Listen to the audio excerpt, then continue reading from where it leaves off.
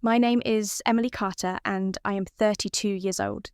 And tonight, on my dad's 70th birthday, the person trying to push me out of the only home my mother left us is my own brother. After 2 weeks of cooking, polishing Mum's old china, and pinning our family photos to the wall, I still can't stop the small shake in my hands. I've kept one number pinned at the top of my phone just in case. Brad calls it doing what's best. Dad's new wife calls it safety. What they both mean is selling our house and shipping my father to a place with a brochure. They think I'll smile, pour champagne and accept it. What they don't know is I've been paying attention. One call will change the room if I make it at the right second. Before we begin, tell me where you're watching from and if you've ever had to stand up to family for someone you love. Hit like and subscribe. You never know who needs this story. Which brings me to tonight, the night I spent 2 weeks preparing. I had spent 2 weeks on this night. The kitchen smelled like butter and cinnamon from the apple pie. The beef Wellington rested on the counter, glossy with egg wash. I set out Mum's old china the only time of year I let myself do that, and straightened the photo wall. One last time, Dad's college graduation, the wedding with Mum, us 3 kids with crooked bangs and missing teeth, his retirement party with the banner that still smelled faintly of dust. When everyone arrived, I tried to keep the tone light. Dad Richard looked handsome in the new blue shirt I bought him. He told Tom and Linda a quick story about a bridge he worked on in '94, how the contractor swore the river current would win and how it didn't. His eyes were clear when he talked like that. I held on to that. Sandra swept in, wearing a red dress that caught every bit of light. Emily outdid herself, she said, smiling big and soft like a commercial, but her eyes scanned the room like she was counting assets. She set her purse down and I saw the corner of a pillbox, then looked away. Mr. Grant, who had been introduced as a friend, slipped his briefcase near the door. Melissa arrived without her kids blaming a soccer tournament. Brad came last, crisp suit, no tie, the kind of confident that makes space for itself. We ate. Dad made small jokes. I topped off the wine, kept my voice even, and placed the leather album in front of him. He opened it with 2 careful hands.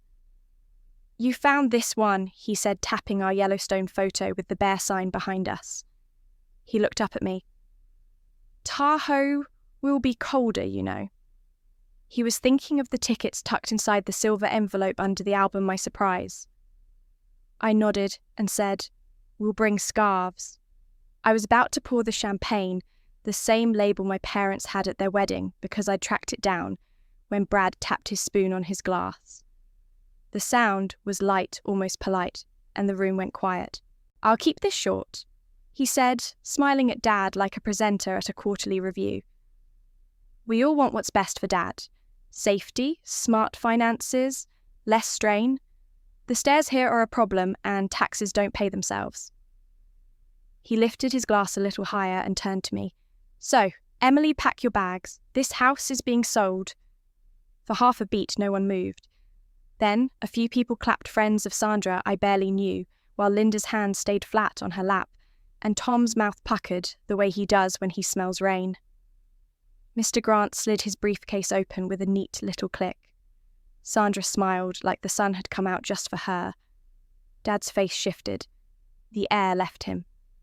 What about Lake Tahoe? He asked, voice steady, but small. Emily and I are going to see the sunrise. Oakwood has gorgeous views, darling, Sandra said, squeezing his hand a little too long. And 24/7 care. You'll love it, Brad added. Emily can visit any time. I felt my chest tighten and tried to watch the room like a camera. Melissa stared at the documents peeking from Mr. Grant's case. Tom caught my eye and gave the smallest shake of his head, like, don't take the bait. I thought of Dad's story about the river. The current always thinks it has you. You build a path anyway. I pushed my chair back slow enough that it didn't scrape. I'll get some air, I said, and nobody tried to stop me. The porch was cool early fall pressing against my cheeks. I kept my hands at my sides until the tremor eased, then took out my phone. Ethan's name was already pinned at the top. I didn't explain. I didn't apologize. When he picked up, I said, "It's time for the plan we talked about." I ended the call, slid the phone back into my pocket, and turned toward the dining room. Inside, glasses clinked and someone laughed too loud. The Wellington waited under its sheen like a promise. I chose not to look at the silver envelope. I didn't need to. I had just set something else in motion. 5 years earlier, another call had changed everything. My mother died on a grey Tuesday, and the day after the funeral, I drove Dad home to a kitchen with an almost empty fridge and a stack of unopened mail. He said he wasn't hungry, but his stomach growled and he winced like it surprised him. Over that first week, he skipped meals, wore the same shirt twice, forgot to take his blood pressure pill on time, and left the porch light on all day. I called Brad first. I told him Dad needed someone here every day, at least for a while. He said he was on a business trip and that I should hire a service. Then he had to jump to another call. I texted Melissa next. She said her school was in testing season and she'd try to visit next month.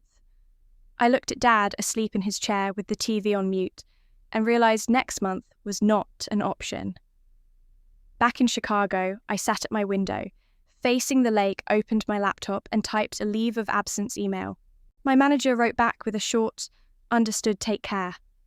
My boyfriend at the time asked if I really had to move home. When I said yes, he said he wasn't ready to leave the city. That was the end of it. I packed 2 suitcases taped shut, a few boxes, took one last photo of the view, and drove south. On the highway, I made a list in the Notes app.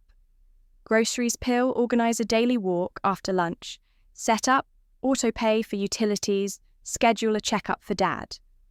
When I got home, I cleaned the fridge, threw out food that had expired, and wrote a simple meal plan on a sticky note. Breakfast at 8, lunch at noon, dinner at 6. I put a small bell on the pillbox so I'd hear it if he skipped the morning dose. At first he resisted the schedule, then he adjusted. He was still sharp when his day had shape. He fixed the back door hinge on his first try and explained exactly why the screw threads had stripped. He showed me how to tie his favourite fishing knot and laughed when I messed it up twice. He told me which bridge projects had the best crews and which ones were a nightmare. The problem wasn't his mind, it was the empty hours. Nights were the worst. He'd sit in his old chair, the TV light on his face volume low, holding the small lapel pin Mum used to wear to church. I learned to leave tea on the table by 9 and say goodnight without hovering. A week later, Uncle Paul came by with a firm hug and a manila envelope. Inside was a copy of Mum's will. It said in plain words that the house should stay in the family and when the time came, belong to the child who cared for Dad in his later years. "Keep this safe," Paul said, "and keep notes. Paper matters when people start to forget what was said."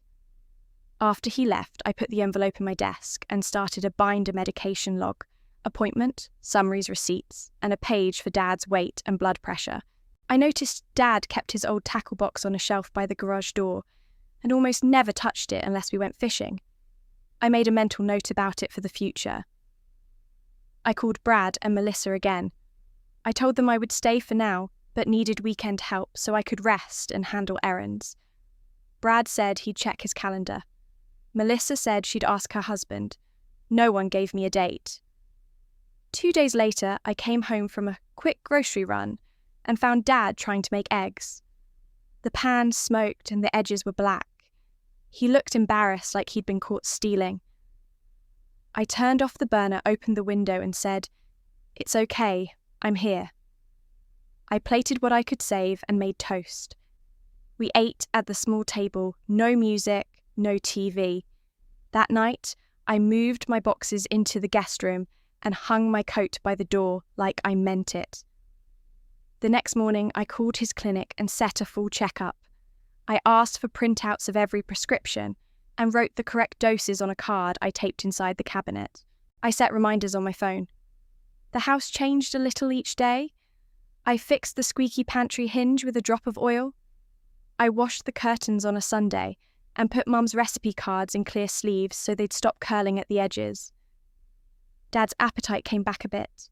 He started walking with me after lunch 20 minutes around the block, then a rest on the porch swing. People from the neighbourhood waved. Tom and Linda brought over bread and told me to call if I ever needed a ride. In the quiet stretch of that first month, I understood something simple. If I gave Dad structure, he found himself inside it. He did not need saving. He needed company and a steady hand. I did not think about forever. I thought about tomorrow's breakfast and the call with the doctor and the page I would fill in the binder.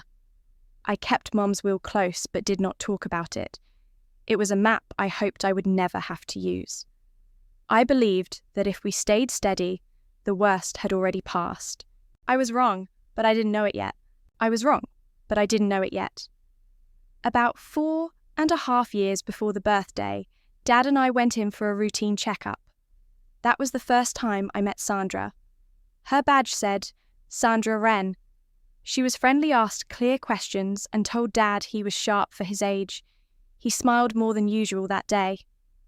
A week later, she called to remind us about a lab form and mentioned a walking group her clinic ran. Dad went once, came home energised, and talked about her. I was glad he had someone to talk to who wasn't me. They grabbed coffee after the second walk. By the third week, they were meeting at the farmer's market. Sandra came over one evening and made a light soup, she said, helped sleep. Dad liked the attention. I liked seeing him laugh. We kept his meal and pill schedule the same.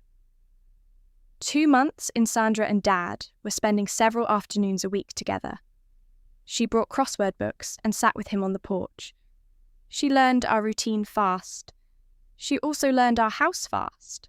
She asked about the age of the roof, the square footage, and what we paid in property tax. I thought she was just making conversation. At dinner one night, she turned to me and smiled. 30 and still living with Dad dating must be creative. Dad didn't catch the edge in it. I felt it.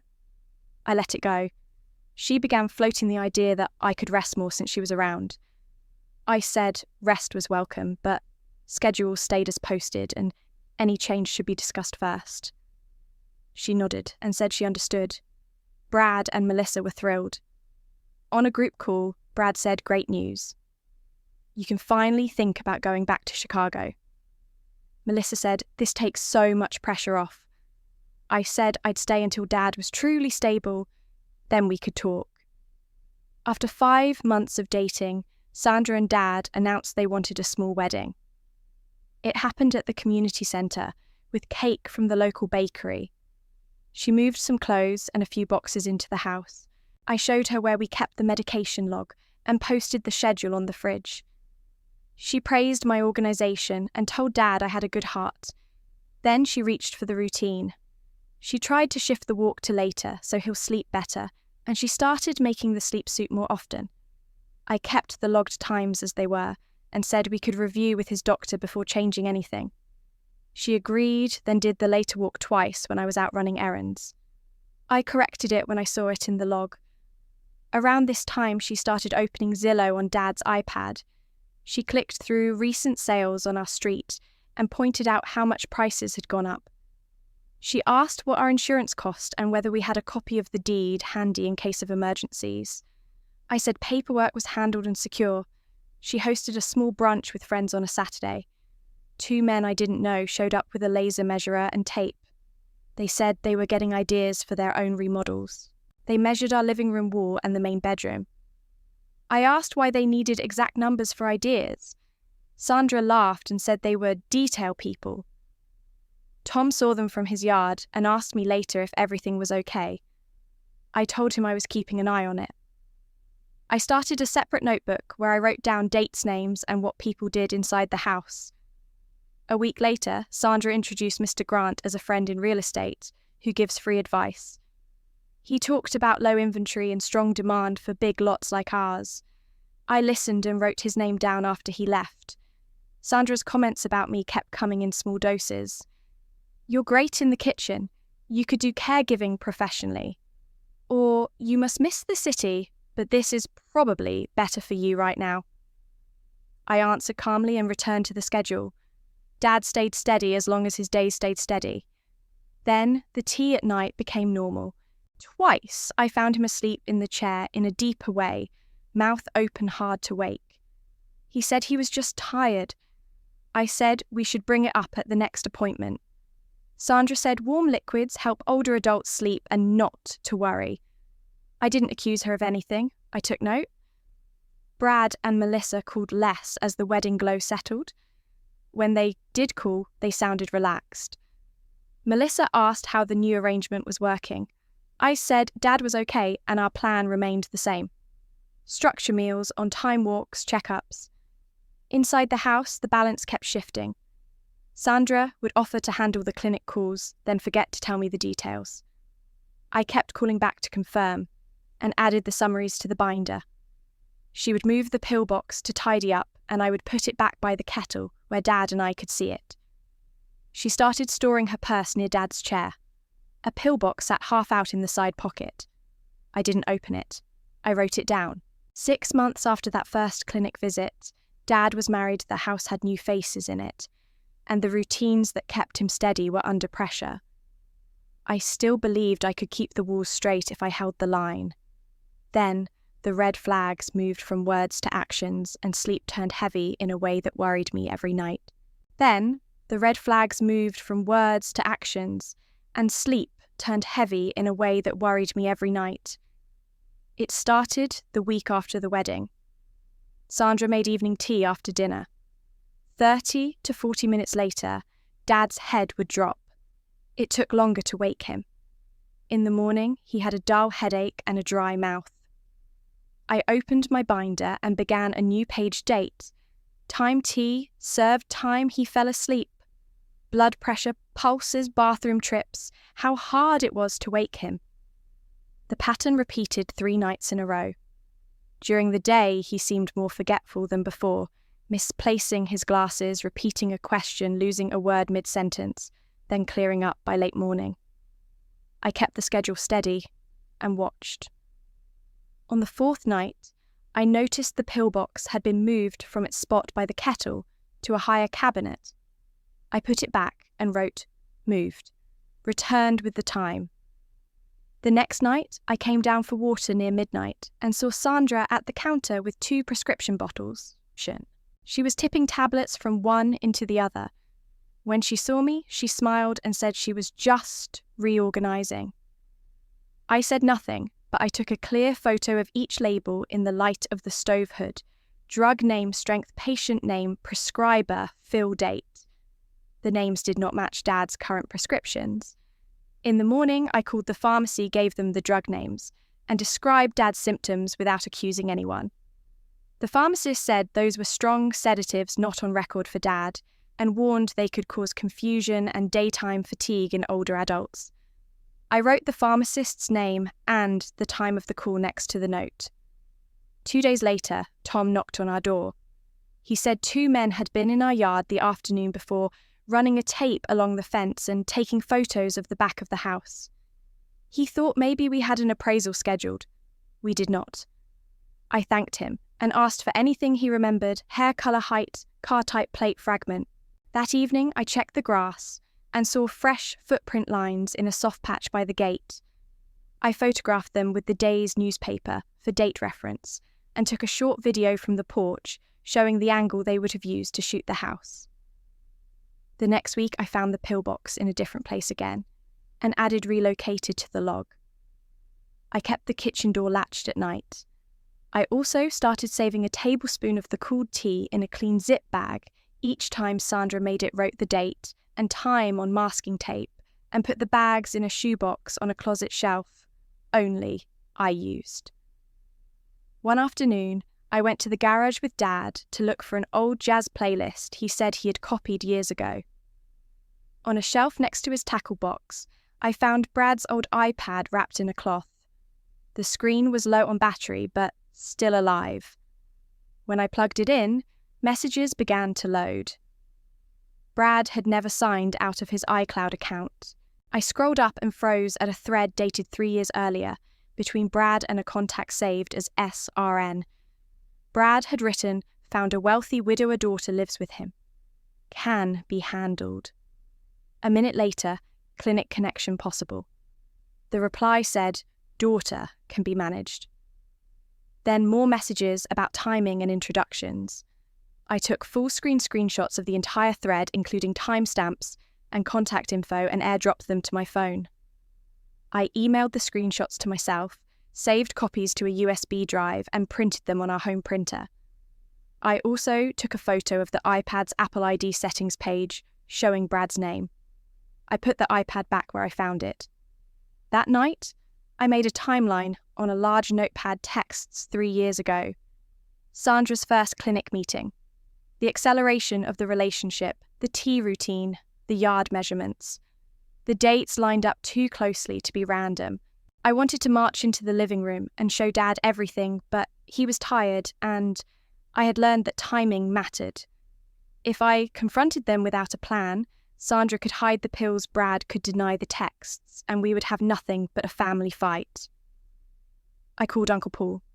I kept it short and factual, the tea-sleep pattern with times the pharmacist's statement. The pillbox moves Tom's report of men measuring the yard, the screenshots from the iPad. He listened, then said, "Do not confront them yet. Keep collecting. Make sure every photo and call has a date and time. Do not touch anything that is not yours. Save samples of the tea note, who prepared it and where it was served.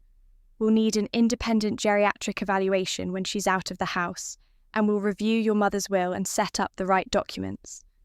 We do this quietly, and we do it right." I agreed. That week, I added a small motion light in the kitchen, set silent camera alerts for the main room, where everyone already gathered, and scheduled Dad for a checkup with a doctor outside Sandra's network on a day she said she'd be at a nursing seminar. I kept the binder on the table like always. I kept my voice calm. Inside, the decision was made. This was no longer a worry. It was a case I was building. So the next morning I called Uncle Paul and we set a plan with 3 tracks: medical, legal, and monitoring. He looped in Ethan Brooks, an elder law attorney he trusted, and Dr. Ravi Kumar, a geriatrician outside Sandra's network. 2 days later, Sandra told us she would be at a nursing seminar the following Thursday. I booked Dad with Dr. Kumar for that morning. On the day, I kept Dad's routine normal and brought my binder medication log symptom notes and the pharmacist's statement. Dr. Kumar interviewed. Dad ran a cognitive screen-checked vitals and reviewed the real prescriptions. Without any evening tea, Dad tested as mild cognitive decline, only fully competent to understand choices and sign documents. Dr. Kumar wrote the findings, signed and dated them, and recommended avoiding non-prescribed sedatives and keeping a fixed daily schedule. I put the report in a clear sleeve and added it to the front of the binder. That afternoon, Paul and I met Ethan. We laid out the facts and the risks. Ethan drafted 3 documents in plain language for Dad, a healthcare proxy, naming Paul and me as co-agents for medical decisions. A limited power of attorney that required both our signatures for any major financial action, including selling, mortgaging, or transferring the house. And a written declaration stating Dad's wish to remain in his home, with in-home support as needed. We scheduled the signing for the next mid-morning window, when Dad is sharpest and Sandra was due at her seminar. We brought 2 independent witnesses and a notary. Before any pen touched paper, Ethan explained each clause to Dad and asked him to repeat back what it meant.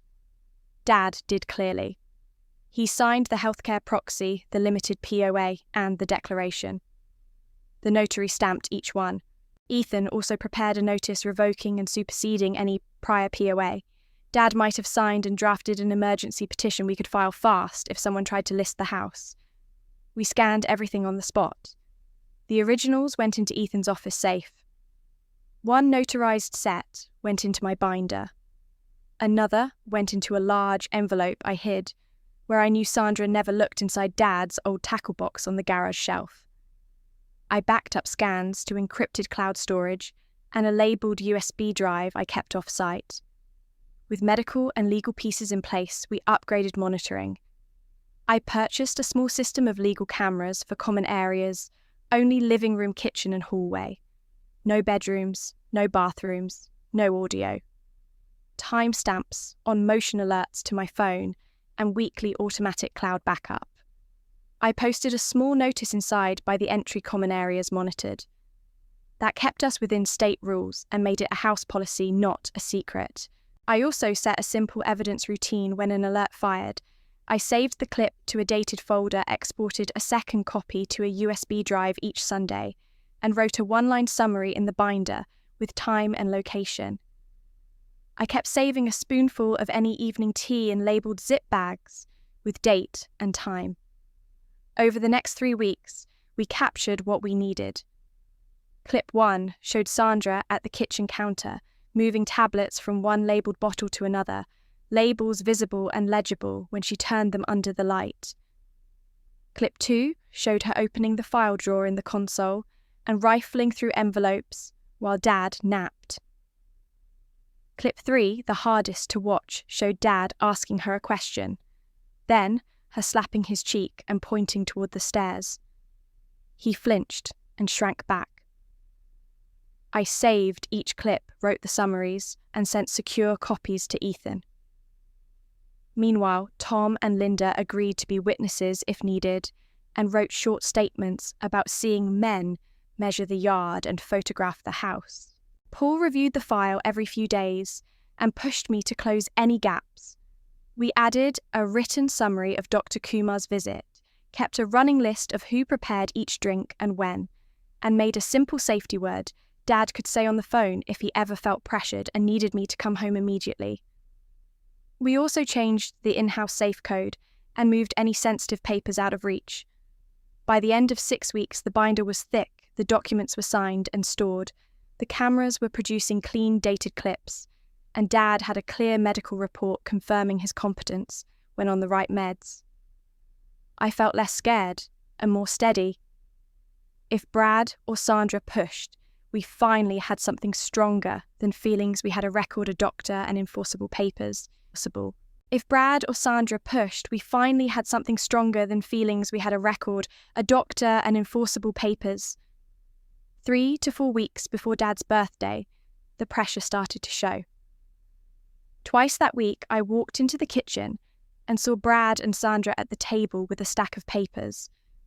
When I entered, they closed folders and said it was about insurance. A corner page still showed comparative market analysis. I noted the date and time in my binder and saved a camera clip that caught the title as they shuffled. A few days later, I saw them leaving a coffee shop together with a manila folder. Sandra told me they had gone over Dad's medication list. I stepped away and took a photo from the sidewalk with the timestamp visible on my phone. Back at the house, an Oakwood brochure appeared on the counter, circled lines about 24/7 care, and a tour date that matched a day. Dad often felt tired. I kept the schedule the same and wrote brochure placed. No changes agreed. The next week, Mr. Grant came by again. He left a listing prep checklist and said he could help when we were ready. I picked up the sheet, photographed it, and emailed it to Ethan with a short note. The day after that, a different Rotors card turned up in our mailbox. I logged that too. Around 10 days before the party, Melissa finally replied to my invitation. She asked if we would be discussing the will and the house during the celebration because Brad had mentioned it might be a good time. I wrote back that it was Dad's birthday and there was no asset agenda. She said she would come and hoped we could all be on the same page. I put her text thread into a PDF and stored it with the others. A week out, Tom knocked on our door and said a realtor had asked him on the sidewalk if we were planning to sell. He told the person he didn't know. Linda added that the same person asked who lived in the house full-time. I thanked them both and asked for quick, written descriptions of the person and time of day. They sent me notes that night. I forwarded them to Ethan. 5 days before the party, I called Ethan and gave him a full update. CMA pages on the table, the Oakwood brochure, the checklist, and the new card. The neighbour reports Melissa's messages. He said, "Our notice revoking any prior POA was ready if needed, and the emergency motion was drafted and waiting." He told me to keep my phone on to document any push for signatures and to call him the moment they tried to force a decision. 4 days before the party, the camera caught a draft listing agreement on the table, while Sandra spoke to Brad on speakerphone about timelines and disclosures. I saved the clip and wrote a plain one-line summary. 2 days out, Sandra put a pen in Dad's hand while pointing to a page. I entered, cheerfully reminded Dad it was time for our walk, and he stood up. The pen went down. Sandra smiled tightly. I saved that clip too and backed it up. The same day, Melissa texted again asking if Brad would be sharing the plan. I answered, "It's Dad's birthday. We're celebrating." She said understood with a thumbs up emoji, and then nothing else. That night, I reviewed the binder and the USB drive. I checked each folder against my log and confirmed the medical report, and signed documents were in place. I made a small go bag notarized copies of the healthcare proxy, the limited POA Dad's declaration, to remain in the home, Dr. Kumar's report, the revocation notice, and a USB with the most important clips. I put the originals out of reach where we had agreed, and kept the copies in a pouch in my closet. The day before the party, Mr. Grant left a voicemail about good timing in this market. I transcribed it and sent it to Ethan. Sandra told me to set an extra table for a few friends. I said okay and wrote down the names she gave me. That evening, Tom called to say he saw the same realtor from earlier drive by, slowly twice. I wrote it down and thanked him. I did not confront anyone. My strategy was to keep Dad safe, hold the routine, and wait for a public moment, with witnesses where the truth would matter. I set phone alarms for the party day one to check my go bag one to call Ethan if anything started, and one to remind me to stay calm. Before bed, I wrote a last line in the binder. Heat is up, evidence ready. Wait for the right second. Then I turned off the light and slept. Then I turned off the light and slept. I woke at 6:30, tied my hair back and started the oven. I finished the beef. Wellington brushed the pastry with egg wash, scored it, set the thermometer and slid it in. I warmed the apple pie I'd baked the night before from Mum's recipe card and let it rest on a rack so the crust stayed crisp. I laid out Mum's china on the dining table, checked the photo wall, and tucked the leather album into the drawer with the silver envelope. At 8:15, I checked my go bag notarized copies of the healthcare proxy, the limited POA Dad's home declaration, Dr. Kumar's report, the revocation notice, and a USB with key clips. I turned on my phone alarms, one to recheck the bag, one labelled Ethan, Paul, one labelled Stay Calm, and confirmed the cameras were online with timestamps and cloud backup active. Around 9, Dad came downstairs in the new blue shirt I bought him. He looked good. He said slept like a log. Must be Sandra's medicine. I smiled, took his blood pressure normal, and wrote the time and his comment in my binder without making it a scene. We ate a light breakfast. I set water on the side table and told him we'd do our short walk before guests arrived. At 10, Sandra appeared in a red dress and full makeup. She kissed Dad on the cheek and told me, "Emily, you worked so hard. Everything looks beautiful." Then, she added, "I invited a few extra friends to celebrate." "Oh, and Mr. Grant will swing by," I said. "Thanks for letting me know. I'll add chairs."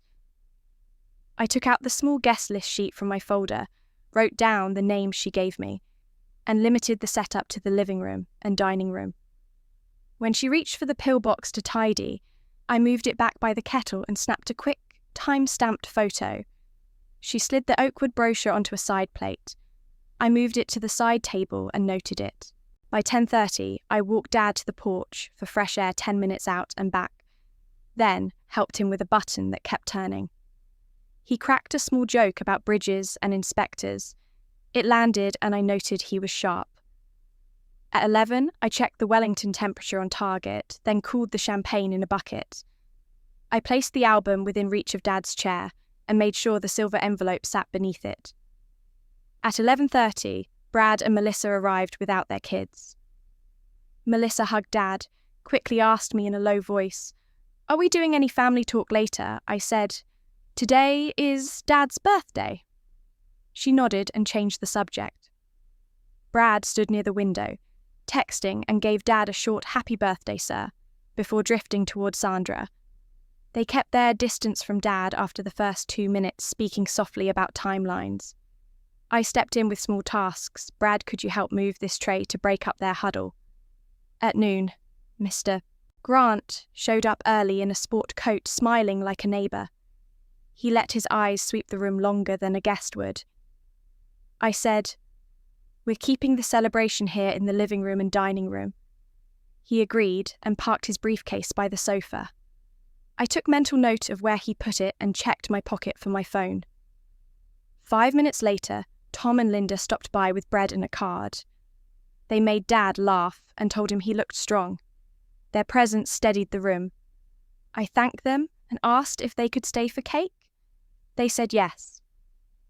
Sandra floated through with plates and a loud compliment about my pie that included, "You really found your calling in the kitchen." I said, "Thanks," and kept arranging forks. At 12:20, I ran the last checks. Camera indicators, green cloud status, good phone on vibrate bag zipped and under the sideboard where I could reach it in 2 steps. I poured water for everyone and brought Dad his glass. He squeezed my hand and said, "You did all this." I said, "You deserve a good day." At 12:30, the doorbell rang again, and more of Sandra's friends came in, 2 of them nodding to Mr. Grant like they'd met before. I kept the traffic to the front rooms, closed the hall door, and set out the appetizers. Brad asked if we were opening champagne soon. I said, "After the album." He glanced at Sandra. She smoothed her dress and gave a bright smile to the guests. The house was full now. My father seated at the head of the table he built years ago. Neighbours ready to witness my binder on the sideboard, my phone warm in my pocket, and every piece I needed within reach. I took one slow breath, touched the go bag to make sure it was still there, and called everyone to the table. I took one slow breath, touched the go bag to be sure it was still there, and called everyone to the table. We ate the main course without trouble.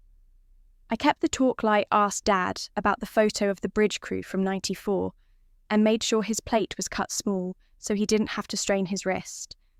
When the plates were cleared, I wiped my hands, opened the side drawer, and set the leather album in front of him. "For you," I said. He ran a thumb over the cover, then opened to our Yellowstone photo and smiled. "Tahoe will be colder," he said, looking at me like he already saw the sunrise. The room went quiet in a good way for a few seconds. Then Sandra checked her watch. Brad tapped his spoon on his glass. The sound was clean and sharp.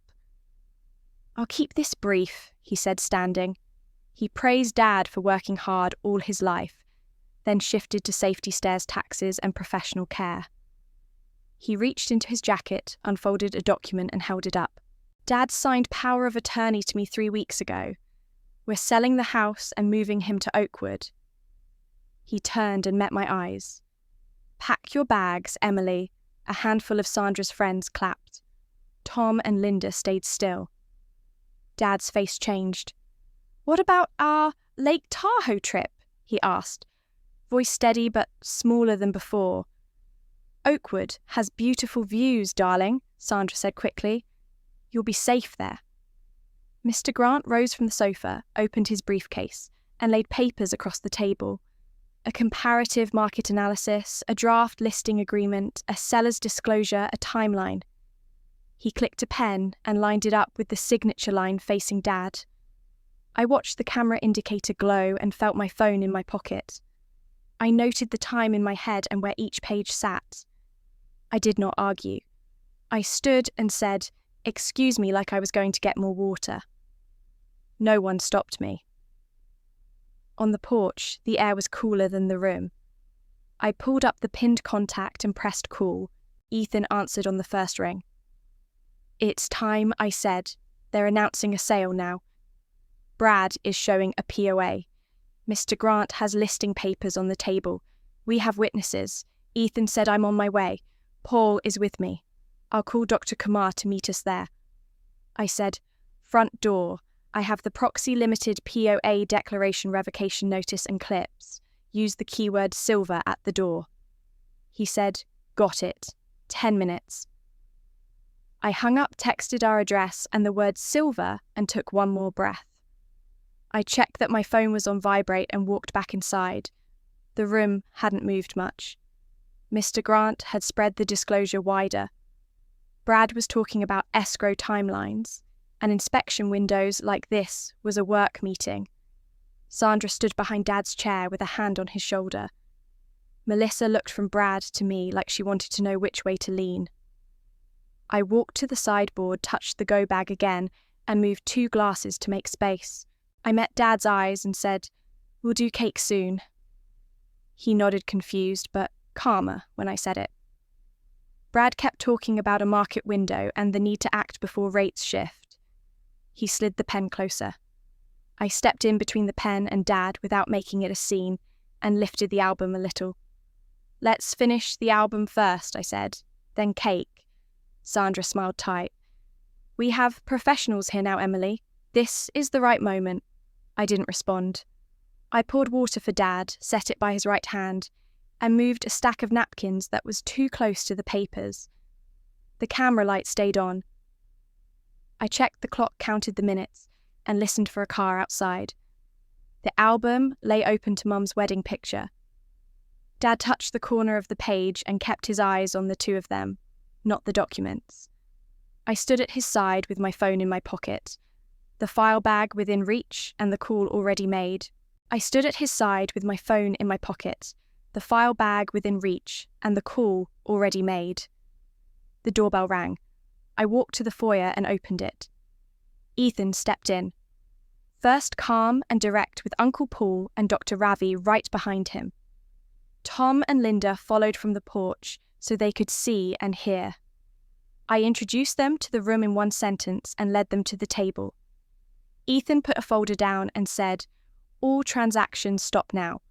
He laid out a 1-page notice of revocation and a copy of Dad's limited power of attorney that required both Paul's and my signatures for any major financial action. The document Brad is waving is invalid, Ethan said. It was signed while Mr. Carter was under the influence of non-prescribed sedatives. Nothing is being sold today. Brad tried to talk over him about the latest POA superseding all others. Ethan shook his head. Not when it's impaired, and not when it's revoked in writing.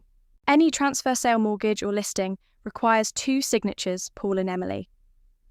Uncle Paul placed the healthcare proxy and Dad's written declaration to remain in his home on the table, both notarized.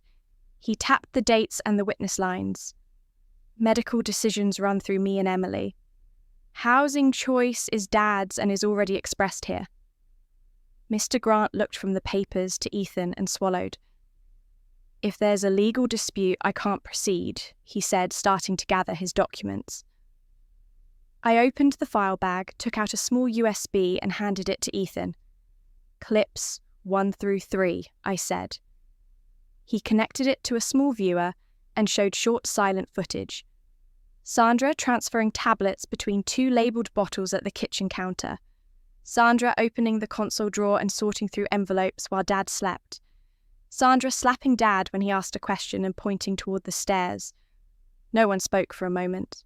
Then, I set printed screenshots on the table, a 3-year-old text thread from Brad's iCloud account, with a contact saved as SRN. Brad's line read, "Found a wealthy widower, daughter lives with him. Can be handled." The reply said, "Daughter can be managed." I added a 1-page summary showing $40,000 in transfers from Dad's accounts to Brad's LLC labelled management fees. Ethan said, "This is a pattern medication interference, financial extraction, and pressure to move him from his home. It meets the definition of elder financial abuse in this state." Brad's face tightened. Sandra stepped forward. As his wife, I don't consent to this circus or to any medical procedures. Dr. Ravi faced Dad, not her. Mr. Carter, we met for your evaluation. With your permission, I'd like to draw a small blood sample to test for sedatives that were not prescribed to you. Dad looked at me and at Paul, then nodded. Do it. Doctor. Ravi opened his kit cleaned. Dad's arm drew 2 vials, labelled them, sealed them with tamper tape, and filled out the chain of custody form with the time and his signature. He placed the vials into a transport bag. Sandra reached in to object again, and Paul pointed to the healthcare proxy. This governs medical decisions if needed. He just consented anyway. Melissa finally spoke. Brad, did you know about any of this? About the pills? Brad said nothing. Mr. Grant closed his briefcase. I'm stepping away. Please don't contact me further unless counsel for all sides clears it. He apologised to Dad and left. Ethan placed a printed draft of an emergency protective motion on the table. This will be filed if anyone tries to list, transfer, or withdraw more funds. From this moment, no document gets signed in this house. If you present anything, it will be considered attempted interference, and we will call law enforcement. He turned to Sandra. You are not to handle Mr. Carter's medications. Any tampering is a criminal matter. Tom and Linda stood a little closer to Dad. We'll give statements, Tom said quietly. Linda rested a hand on Dad's shoulder. Sandra's face drained of colour. Brad clenched his jaw and stared at the notice of revocation, like he could burn it by looking. I moved the pen off the table and put the album back in front of Dad. We're doing cake, I said evenly. Ethan nodded and slipped the USB into an evidence sleeve. Dr. Ravi packed the blood samples and said he'd rush the test. Paul kept the healthcare proxy and declaration on the table where everyone could see them. My phone stayed on vibrate in my pocket, but I didn't need it. The room had shifted. For the first time that night, Dad sat a little straighter. Sandra snapped first. She called the videos out of context, said the pill switch was organising and that the slap was guiding his attention. She pointed at me and said I'd been jealous since she arrived that I wanted Dad dependent so I could play caretaker. Ethan didn't bite. He repeated that transactions were frozen and that the evidence and blood draw would speak for themselves. Uncle Paul opened a new folder and slid out a notarized copy of the prenup. He tapped the clause that listed the house as Richard's separate property and read the line that barred any marital claim to it. You have no rights to this house, he said evenly. Given the misrepresentation and the medication issues, we will seek an annulment. For tonight, hand over your keys. You are to leave and not access records, medications, or mail. Sandra's face shifted from red to white. She tried to pivot to love and sacrifice, then to tears, then to anger. When none of it worked, she blurted, Fine. I married him for the house, all right. Brad said once we sell, I get a cut for the penthouse. I'm done pretending. Brad threw up his hands. She misunderstood. I was talking about hypothetical scenarios. Ethan slid the printed iCloud thread back in front of him and the one-page summary of the $40,000 transfers. Brad stared at the paper and said nothing. My phone buzzed on vibrate. It was an email from Mr. Grant's brokerage confirming he was withdrawing from any potential listing due to the legal dispute and potential elder abuse concerns. I showed Ethan. He nodded and asked me to forward it for the record. Paul repeated keys. Sandra fumbled in her purse and set 2 keys on the table, then tried to snatch the oakwood brochure as if it were proof of care. Paul stopped her hand. Leave all materials. She looked around for an ally and found none. Melissa stepped toward Dad and me. I'm sorry, she said, voice small but clear. Dad, Emily, I believed Brad when he said this was best. I should have asked more questions. I'm sorry. Dad looked at her and said, Stay close now. She nodded and moved behind his chair. Brad tried one more angle. This is still about Dad's safety. Stairs, taxes, professional care. Ethan answered, Your concern would carry more weight without secret transfers, sedatives, and a realtor at a birthday party. He placed his card in front of Brad and Sandra. From this moment, any attempt to move funds, list the house, or alter medications will trigger a police report and a call to Adult Protective Services. Do not contact Mr. Carter's doctors or neighbours.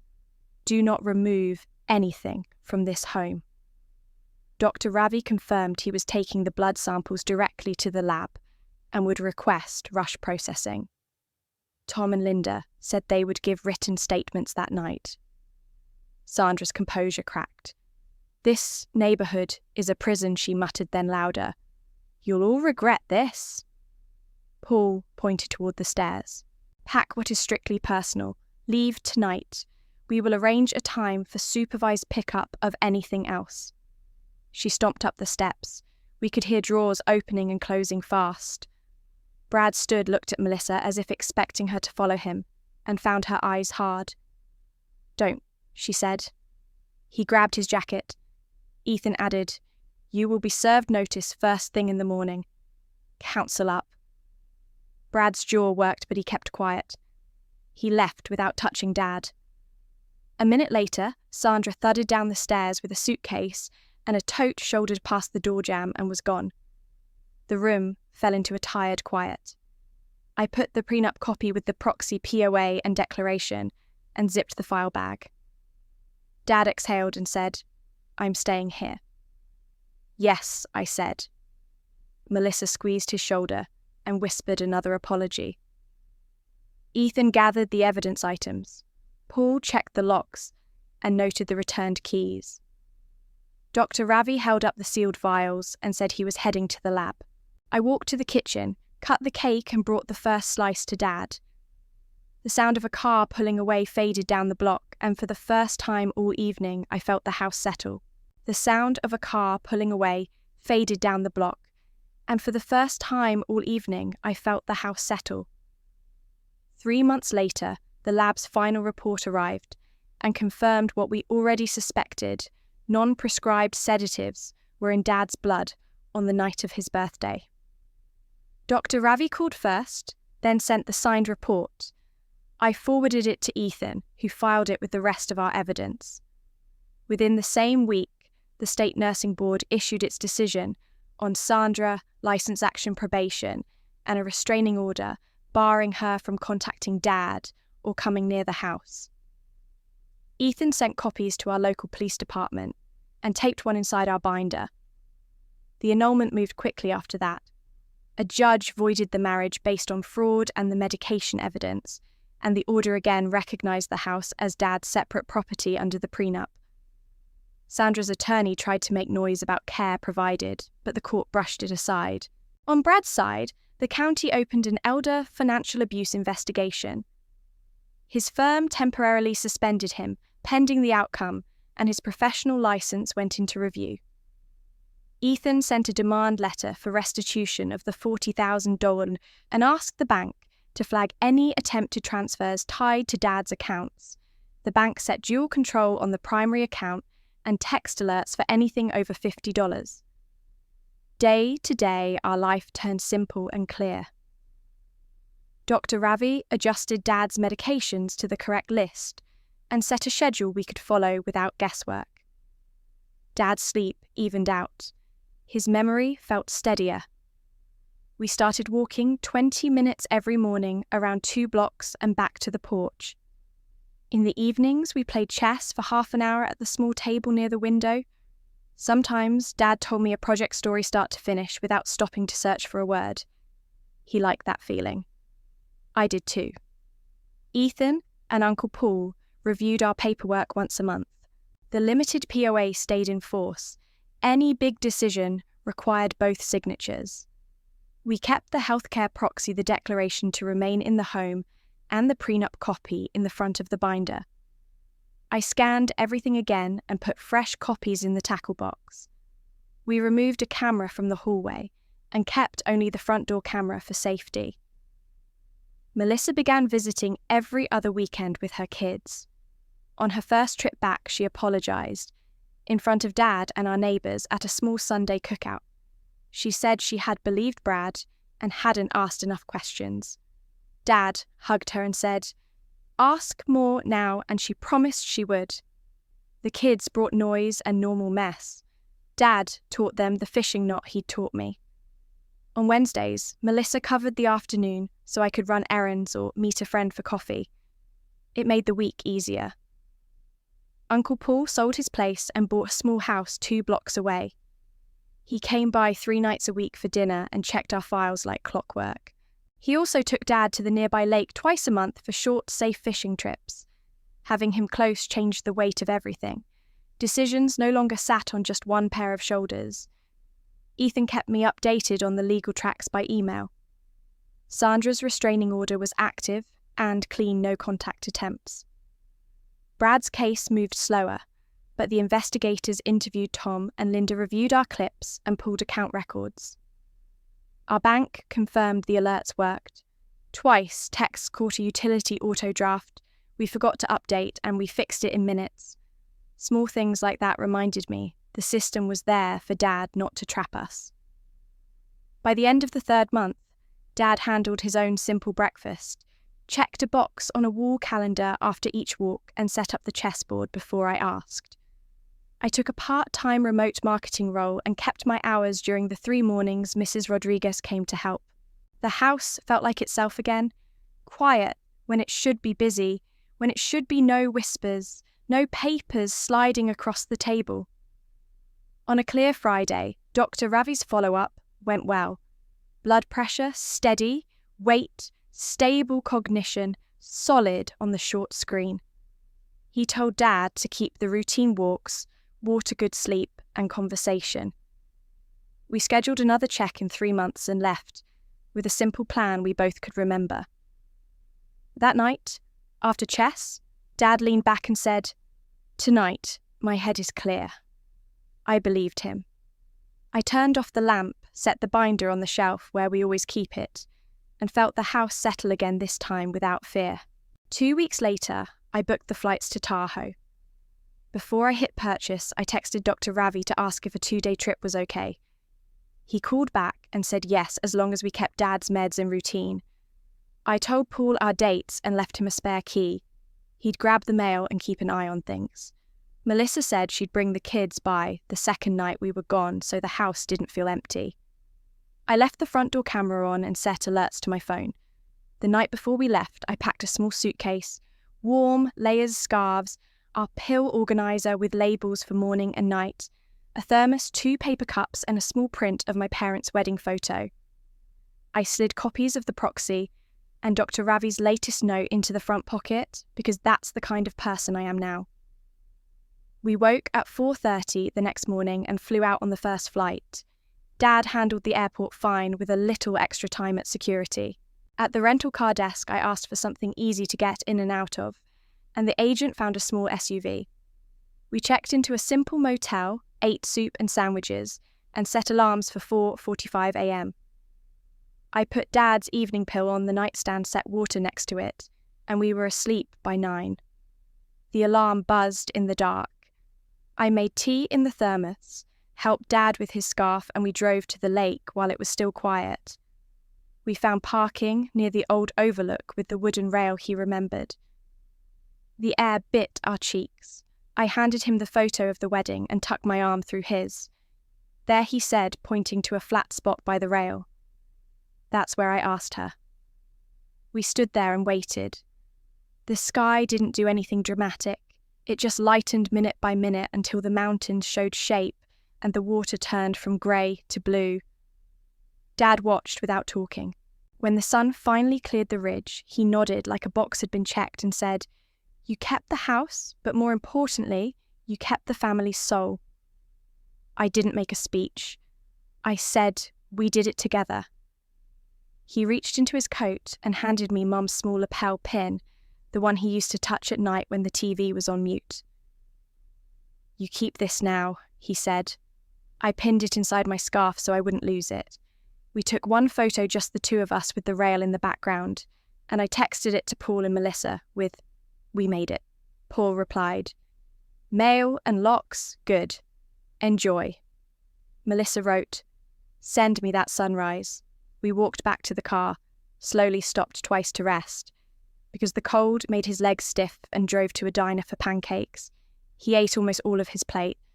On the way to the airport, we talked about the drive we used to do to the state park when I was little. He remembered the exit number before I did. We flew home that afternoon.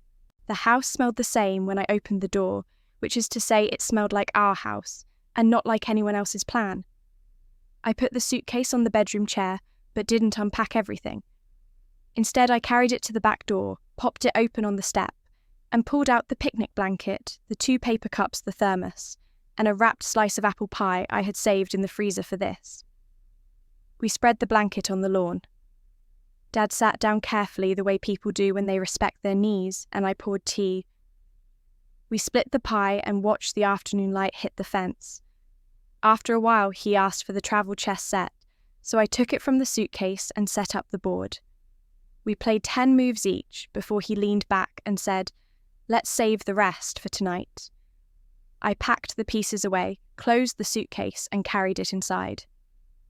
My phone buzzed with a text from Melissa, asking if she could bring the kids by tomorrow after school. I said yes. Paul sent a thumbs up and a note that he'd filed the latest bank alerts in our shared folder. I rinsed the cups and set the thermos on the rack to dry. Dad dozed for 20 minutes on the couch, then woke up and asked what we'd do for dinner. "Something easy," I said, and he said, "Deal." Later, when I put the suitcase back in the closet, I realised the only things left inside were the empty pie wrapper and the chess set. It felt right. If you must protect someone you love from your own family, pack your bags, but fill them with truth and courage, not an escape plan.